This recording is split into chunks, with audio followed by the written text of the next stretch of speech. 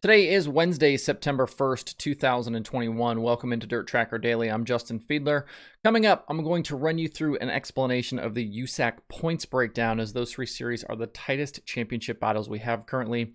Also got some World 100 and Super DIRTcar Series news, plus results from last night's Short Track Super Series race.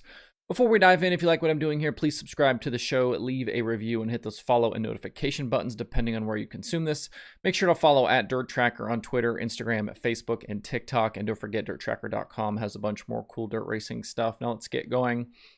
I know we've been talking a lot about points lately on this show, but I think there is good reason for it. Some of these championship battles are super interesting, and I think on a larger scale, the media covering the sport kind of gets lost in individual races and forget sometimes to talk about the bigger battles that happen across the season.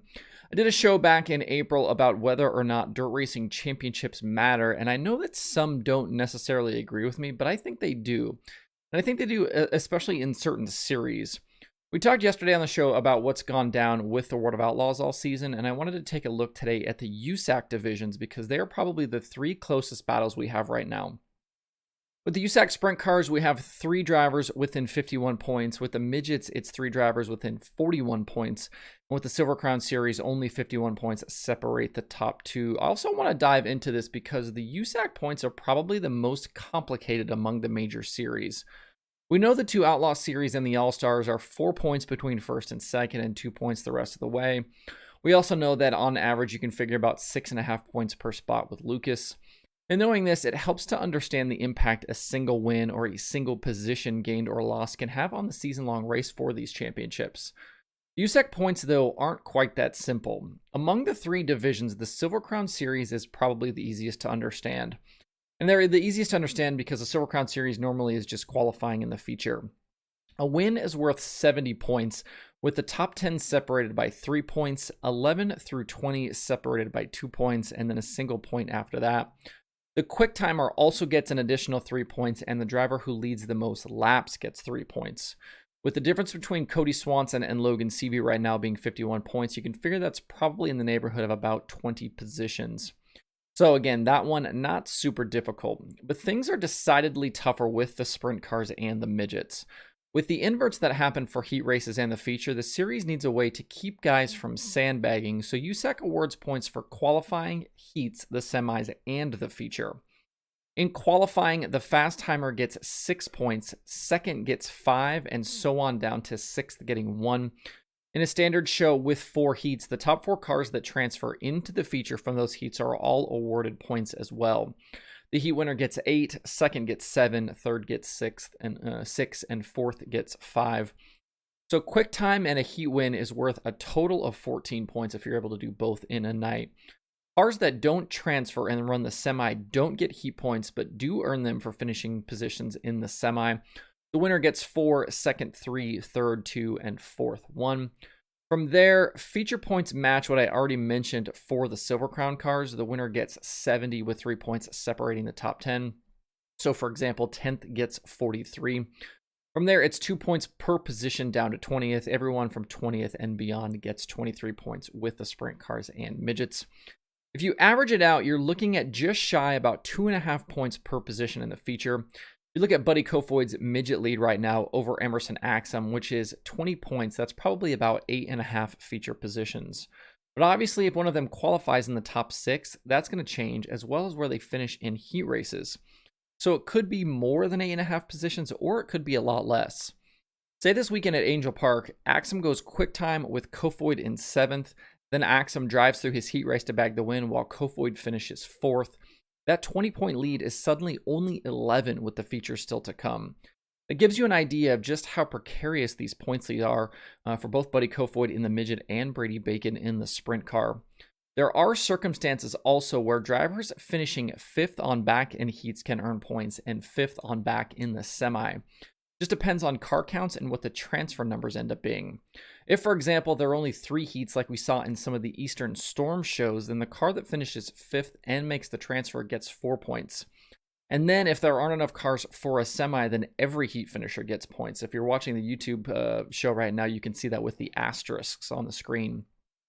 Like I said, definitely more complicated than the other big series. I think the easiest way to kind of think about this is top 6 in qualifying get points, top 4 in heats, and about 2.5 points per position in the feature.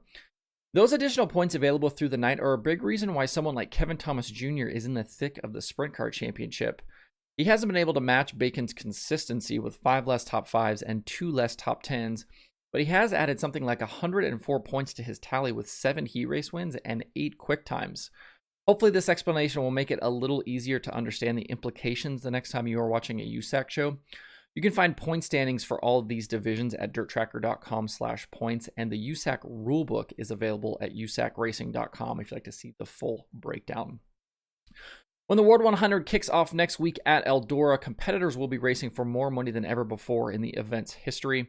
A story at DirtOnDirt.com broke down the total prize money, with both the 50th and 51st editions of the race paying $3,000 to start, which is up from $2,500.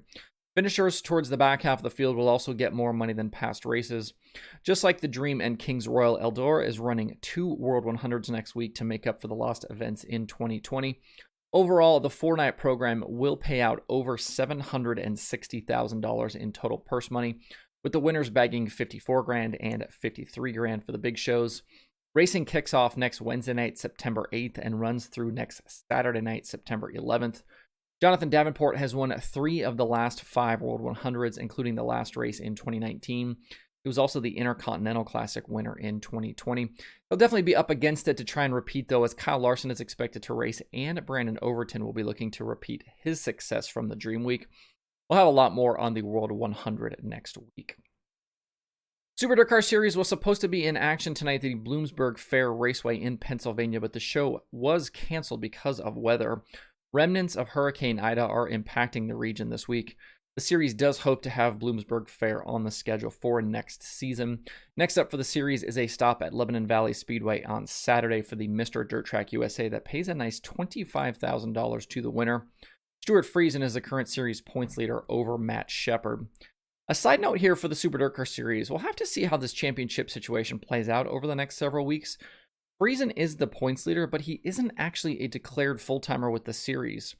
To participate in the points fund, you have to be a full-time member of the series, so things could get very strange as the season winds down if Friesen does indeed end up at the top of the standings. For those of you that aren't locked kind of into this Northeast racing scene, things are very contentious up there, kind of between certain series and tracks, and it's not uncommon for there to be conflicts. Definitely something to keep an eye on here with Friesen as the 2021 season dies down. The Short Track Super Series last night at Thunder Mountain Speedway, it was all Matt Shepard. He started on the pole of the 50-lapper and led every lap to score the $5,000 victory. Alan Barker, Rusty Smith, Andy Bicchetti, and Mike Mahaney completed the top 5. The win for Shepard will extend his North Region points lead over Perego now, with just 2 race weekends remaining for the Modified Series in 2021. Next up for the North Region is the $53,000 to win Fonda 200, which takes place September 16th through the 18th. It is Wednesday, so that means new Dirt Racing podcast episodes to mention. Wing Nation has Wade Onger, Dominic Selzy, and Jack Dover. The Rigsby Report has Nick Hoffman. Forward Bite has Ryan King and Mike Knuckles, and there are new episodes of Stick Signals, The Dirt Reporters, The Dirt Nerds, and Passing Points. To see the full list of shows and recent episodes, check out DIRTRACKR.com/podcasts. And the streaming schedule is quiet today across the services, with only Flow Racing 24/7 happening. To see the full daily streaming schedule with links to watch, visit DIRTRACKR.com/watch tonight. That's it for the show today. Hope you have a good Wednesday. If you have thoughts about the topics on today's show, please leave them in the comments below or tweet at me. Thanks everybody for tuning in. We'll see you tomorrow for more DIRTRACKR Daily.